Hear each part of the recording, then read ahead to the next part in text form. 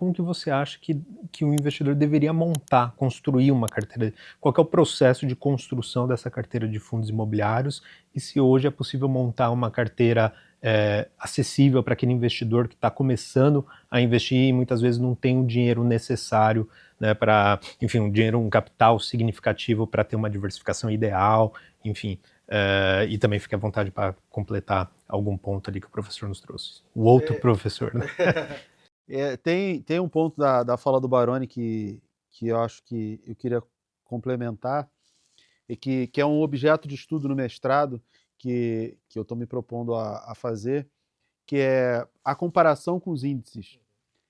Eu acho que a gente nem deveria comparar, porque o próprio índice ele está errado.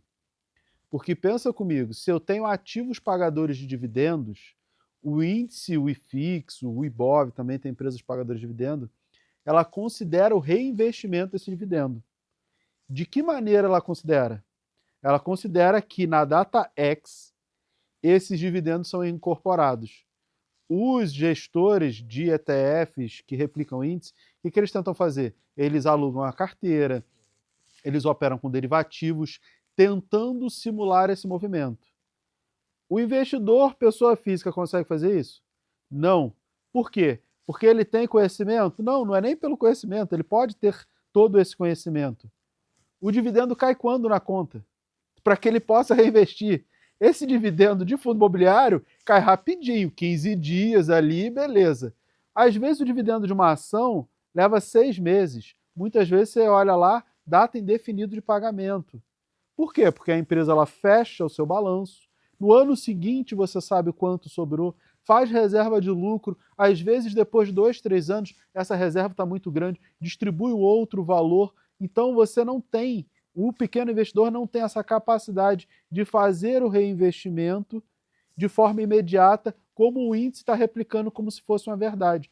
Mira, então quer dizer que todos os índices são ruins, o trabalho da B3 está errado? Não, está certo. É porque é assim que eles conseguem fazer. Porque se eu criar um parâmetro de reinvestimento, eu tenho que dizer qual o preço da cota eu vou comprar. No dia que caiu o dividendo, eu recebi, eu reinvesti a que preço? Ao preço de abertura, a média do preço diário, ou preço de fechamento? Eu, Mira, defendo que tem que ser pelo preço de fechamento, que é um movimento que tem leilão de fechamento, então você tem minimamente liquidez e todas as corretoras tiveram o dia inteiro para acreditar o valor na conta. É muito difícil que alguém não acredite ali até o leilão de fechamento. Então, o preço de fechamento é uma métrica válida. E quando você compara reinvestir no dia que o dinheiro caiu na sua conta pelo preço de fechamento, existe uma diferença do índice. Por si só, isso já mostra que não faz sentido a comparação. A vida real ela é um pouco diferente, não é absurdamente diferente, as contas que eu já fiz, mas ela é um pouco diferente do que você simplesmente comparar com o índice. Então, todas as comparações já estão inválidas. Agora, a sua pergunta de como é que um investidor consegue montar uma carteira. De uma maneira bem simples. Eu sou um defensor de que o fundo imobiliário é um excelente ativo para as pessoas começarem. Mira, mas você falou que paga pouco. Eu acho que o grande benefício do fundo imobiliário para quem está começando, para quem ganha pouco, é a educação. Por quê? Porque de imediato você já entende qual é o objetivo. Você comprou, às vezes no mesmo mês, ou no mês seguinte, no máximo, assim, na maioria dos fundos, né? No mês seguinte, no máximo, você já recebeu o dividendo. Então você já entendeu a lógica. Eu comprei um pedaço, vou receber um pedacinho daquilo ali, no mês seguinte eu não fiz nada e recebi de novo, então você vai entendendo. A minha filha mais velha, vai fazer 14 anos, quando ela tinha 8, eu ensinei sobre fundos imobiliários para ela, falei, tá vendo aquele shopping lá? Você pode ser dona de um pedacinho desse shopping. E aí se circula mais gente, as lojas estão mais movimentadas, você ganha mais, e aí se está menos movimentado, você ganha menos. Ela conseguiu entender, ela falou, então eu só quero o shopping que está lotado. Eu falei, exatamente. Então você já consegue, isso ela tinha 8 anos, é fácil de entender. Então tem um caráter pedagógico muito grande. Inclusive, a mesada da minha filha paga por uma carteira de fundos imobiliários. Aí ela sabe que se ela reinvestir, ela ganha mais, se ela usar, ela só ganha aquilo ali, e se os fundos estiverem mais ocupados, os shoppings tiverem mais gente circulando, ela ganha mais, se vier menos gente, tem um monte de loja vazia, vai ganhar menos, ela entende essa dinâmica mais facilmente. Então, eu acho que é muito fácil para quem está começando entender o que é o fundo imobiliário, que é um ativo gerador de renda, essa é a característica principal.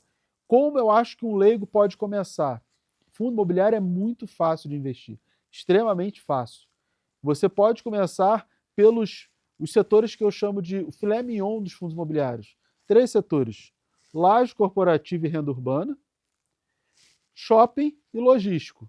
Você já tem os 3 principais setores. E claro que você vai botar os fundos de papel, já falei que são cíclicos, né? A gente tem a economia, então para equilibrar, você pode botar a carteira fundo de papel, que é a nossa renda fixa imobiliária, que eu chamo, né? Os recebíveis imobiliários, e mais esses 3 setores.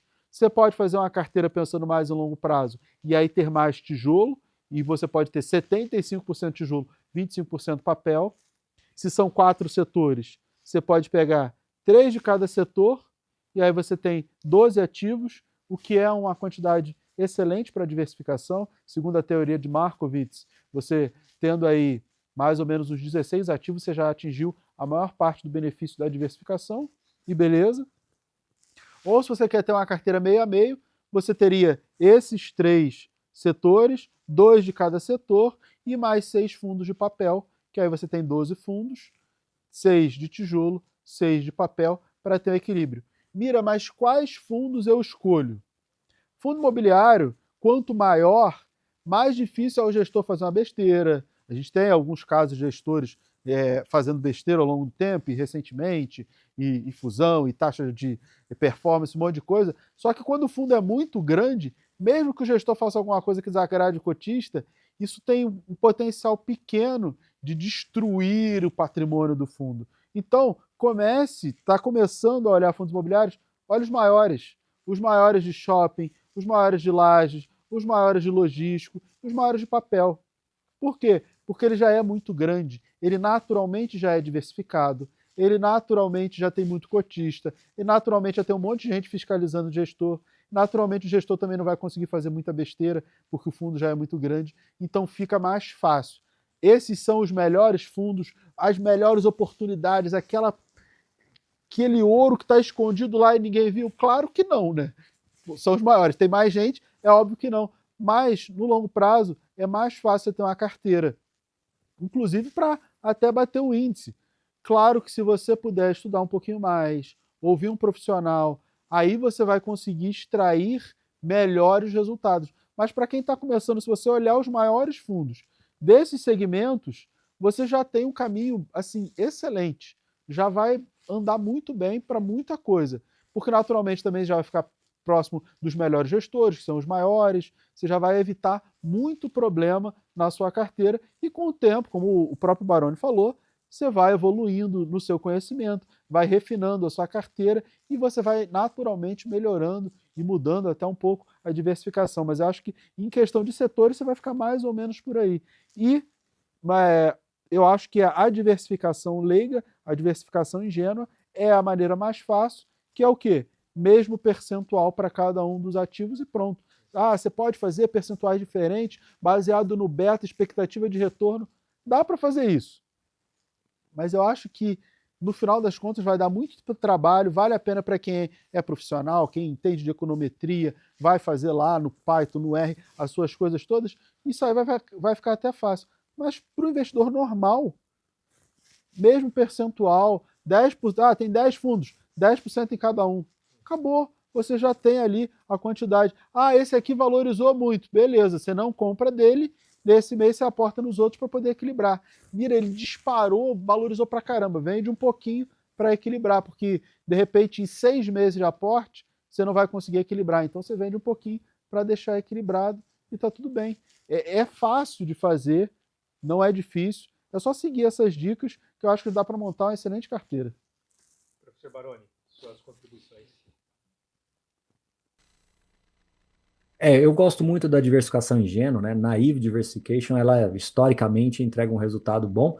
E mais do que isso, né? Os fundos imobiliários, eles têm uma certa correlação, né? Então, esses fundos maiores, mais robustos, né? Que têm um histórico mais longo, eles meio que se movimentam meio que de braços dados assim entre si, né? Não tem uma discrepância muito grande, a não ser que seja um momento muito específico de um fundo, que eventualmente possa estar passando por uma oferta, alguma coisa assim, mas no geral a diversificação ingênua ela tende a funcionar muito bem e digo mais, em fundos imobiliários tende a funcionar ainda melhor, então eu acho que é legal olhar por esse aspecto.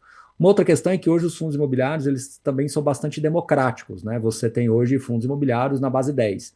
Inclusive, é possível de se montar uma carteira de fundos imobiliários com base 10. O único ponto que eu queria trazer aqui de reflexão, né, e convidar todos aqui a pensar isso, é de que isso pode atrair sim mais investidores, mas a grande preocupação que eu tenho é de atrair um investidor muito passional, um investidor que talvez não tenha feito essa tarefinha de casa de estudar um pouco melhor o produto, então ele vem muito mais pelo acesso do que efetivamente pela informação. Então a gente tem, né, cada escolha uma renúncia, como diz o ditado aí, então a gente tem que realmente democratizar o fundo imobiliário, né? Antes, lá no passado, era base 1.000, depois passou para base 100, e hoje a gente tem visto um certo movimento para base 10. Eu tenho dúvida se realmente a liquidez aumenta tanto, mas tenho quase convicção de que a base de cotistas aumenta muito. Então, um fundo que opta pela base 10, não necessariamente a liquidez vai aumentar exponencialmente, mas a base de cotistas sim, e consequentemente aumenta mais a necessidade das pessoas buscarem informação, e aí você tem produtores de conteúdo, analistas que também sentem-se na obrigação de estar mais próximo dessas pessoas que estão chegando, e às vezes isso pode gerar uma certa situação em que a busca pela informação, o engajamento de tudo, faz com que também você crie o tempo todo formas de ficar dando respostas para todo e qualquer movimento que uma gestão faz. Não que isso não seja importante, claro que é, mas às vezes são coisas inerentes, atinentes à própria natureza imobiliária. Então, de novo, cada escolha uma renúncia. É ótimo a gente ver essa base de crescimento, né? Hoje nós temos já 2 milhões e 800 mil investidores, então talvez fechamos o ano aí com 3 milhões de investidores. Muitos deles vieram com essa questão da base 10, muitos deles estão satisfeitos montando a sua carteira de renda passiva, mas outros talvez um pouco ainda preocupados com essa dinâmica, por isso que esse trabalho educacional é tão grande. Então, onde eu quero chegar aqui? Montar uma carteira de fundos imobiliários é estruturalmente fácil? É. Mas é conceitualmente fácil? Não, tá? E aqui, para concluir, eu quero trazer mais uma outra reflexão. E eu não tenho essa resposta. Eu confesso que eu pensava de um jeito, hoje eu estou repensando, ainda não concluí. Mas será que é interessante a gente sugerir para uma pessoa começar a investir logo aí com R$ 500 por mês? Vamos começar com R$ 500 por mês? Não, R$ 500 em fundos imobiliários, nem diria por mês, mas já ter R$ 500 e já ter uma carteira de fundos imobiliários, já que você consegue acessar com R$ 10, com R$ 500, com R$ 1.000, você monta uma baita carteira diversificada, embora com poucas cotas, mas você monta. Aí a pergunta é, será que é interessante sugerir isso para as pessoas? Vamos lá, um lado meu diz que sim, que é assim, ótimo, o Mira está coberto de razão, é um produto educativo, o caráter educativo dele é fantástico, você entende que você é dono de um pedacinho de alguma coisa, você entende que você é sócio daquilo ali, você vai receber os rendimentos, os proventos com base no fluxo do shopping, do aluguel da empresa de comércio eletrônico que todo mundo conhece, do supermercado que está lá todo mundo comprando, é ótimo, o Mira está coberto de razão, concordo com o Mira. Mas tem um outro lado meu que está dizendo o seguinte, será que é isso mesmo?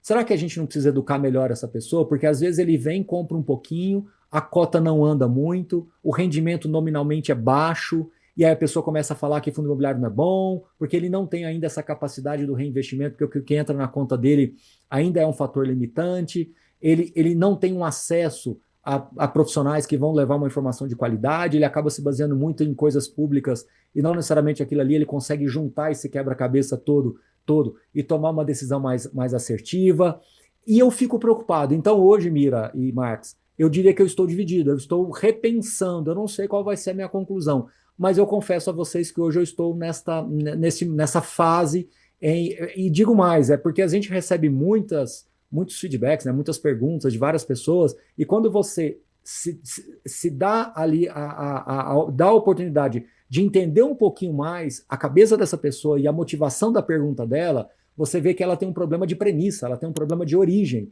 que talvez esse acesso fácil e rápido e democrático é ótimo por um lado, mas abre uma vertical que tem me preocupado. Mas não quero aqui ser conclusivo, porque realmente não tenho essa conclusão, mas deixo essa reflexão aqui para todos nós e principalmente para vocês dois aí do lado de lá. Eu tenho essa solução. Eu já fiz essa reflexão e o que resolveu isso? A matemática financeira. Por isso, inclusive, que eu falo tanto de meta. Porque quando a pessoa me diz qual a meta que ela tem, e o que é uma meta? Você tem que estabelecer as premissas.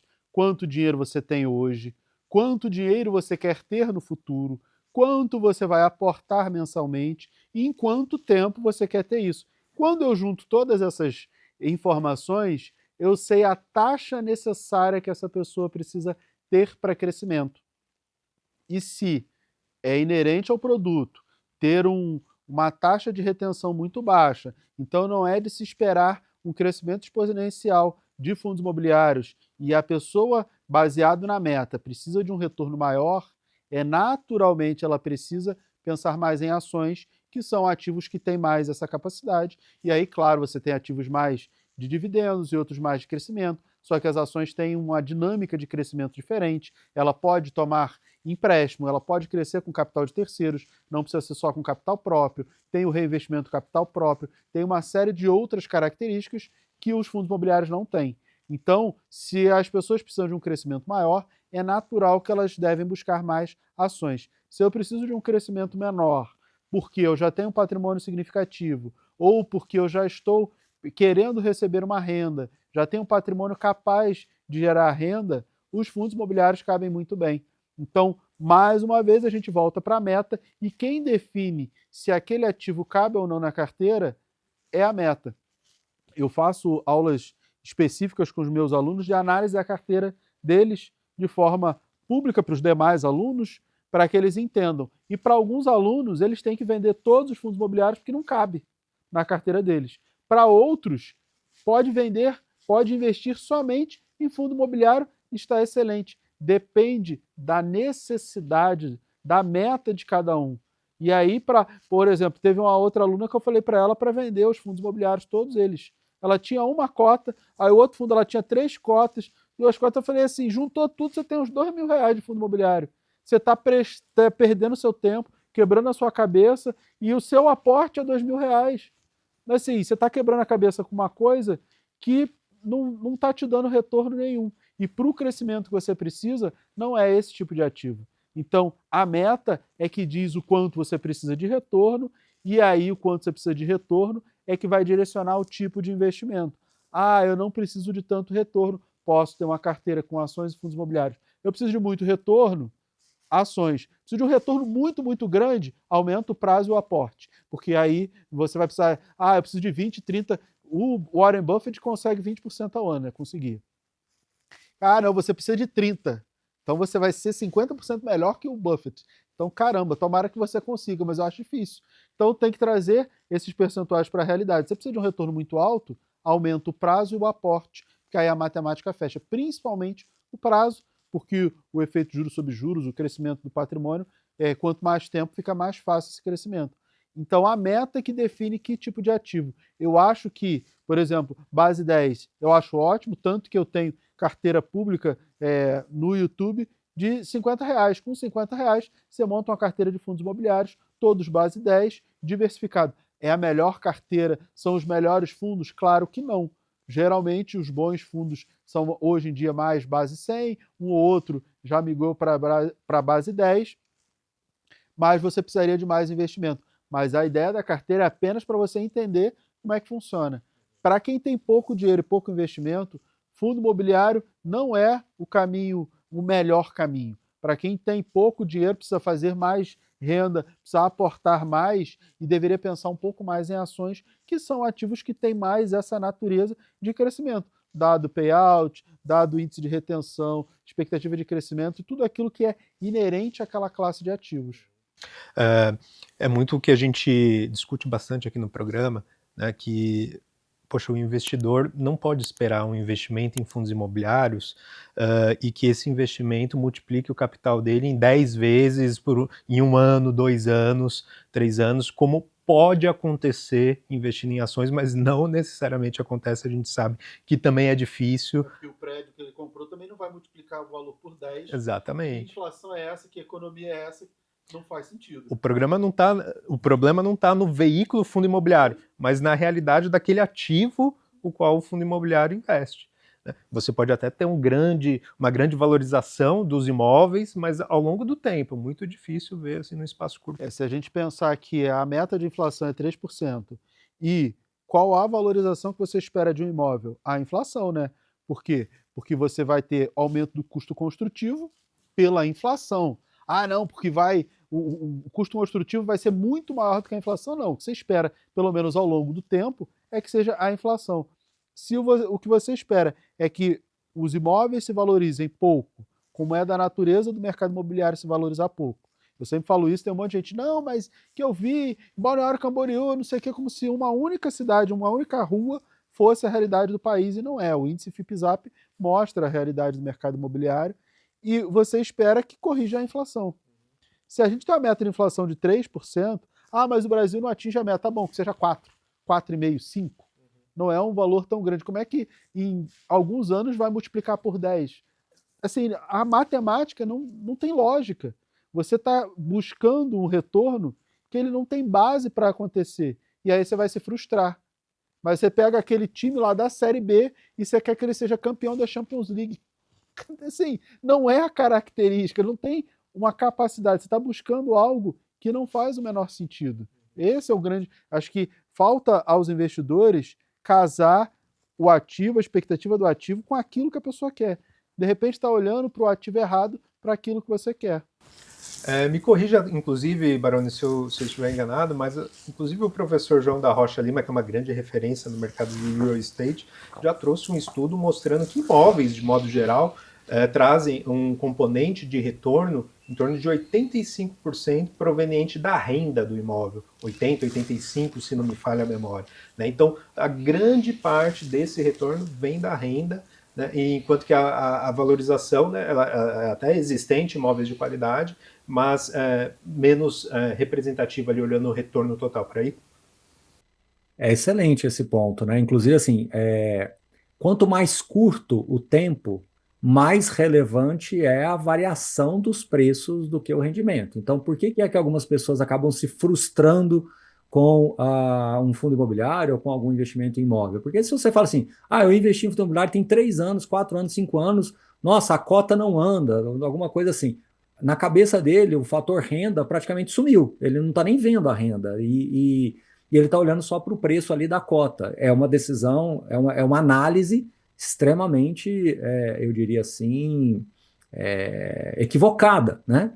Quando você alonga e coloca até 20 anos, que é onde realmente o ciclo imobiliário se fecha, por que 20 anos? Porque 20 anos, segundo esses estudos, mostra que, sim, fatores externos, né, as externalidades todas, enfim, uma série de questões que envolve política, envolve, né, macroeconomia como um todo, envolve variações de diversas situações que ocorrem dentro de uma economia, elas tendem a se dissipar, elas tendem a se aparecer e sumir dentro de um ciclo de 20 anos. Quando você olha para 20 anos, do retorno total de um ativo imobiliário, cerca aí de entre 80% e 90%, né, 85%, advém do rendimento. Ou seja, se você alongar o seu período e falar assim, este fundo imobiliário só subiu isso, e olha só como foi a inflação, e você desconsiderar completamente o rendimento e o reinvestimento do rendimento, é completamente errado na premissa, ou seja, você está fazendo uma análise equivocada na premissa. Mas alguns podem dizer, então investir em imóvel, em fundo imobiliário não é bom, porque assim, eu espero que esse fundo imobiliário me proteja contra a inflação, pelo menos, ou seja, que eu possa gastar parte relevante dos rendimentos, aí eu estou considerando um fundo de tijolo, vou gastar parte relevante, e esse imóvel vai me proteger no tempo. Aí você tem que ter uma outra cautela, porque um fundo imobiliário hoje grande, de 5 bilhões, ele era um fundo de 300 ou de 500 milhões de reais há 8 anos atrás, há 10 anos atrás. Nós estamos num processo de formação ainda de mercado. Então, os fundos estão ainda se transformando, e essa transformação ela pode potencialmente diminuir esse retorno que as pessoas esperam, mas ele está aumentando muito a liquidez e aumentando muito a dissipação de risco. Você está pulverizando muito o risco. Então, hoje, um fundo de 5 bi, ele tem muito menos risco implícito do que um fundo de 10 anos atrás de 300 milhões de reais, de 250, 300 milhões de reais. Então, é muito importante que as pessoas também entendam, por isso que eu falo que toda análise sem contexto, ela tem um risco grave de você concluir alguma coisa errada, para mais ou para menos. Você pode ficar extremamente pessimista ou extremamente otimista. Então a gente tem que ter muito desse cuidado. Então, para concluir, o investidor de fundo imobiliário ele deve olhar como componente de geração de renda constante, previsível, recorrente, de uma maneira extremamente valiosa na hora dele tomar a decisão de investimentos. Então, quando a gente defende um fundo imobiliário maior, mais robusto, que sim, pode ter, às vezes, uma taxa que desagrada aqui ou ali, eu entendo isso, mas no contexto geral, ele tende a te proteger muito mais. Porque um fundo pequeno, mono, um fundo passivo, sim, ele pode dar muito certo, mas para cada um que dá certo, você tem vários outros que dá errado, ou seja, o risco é muito maior.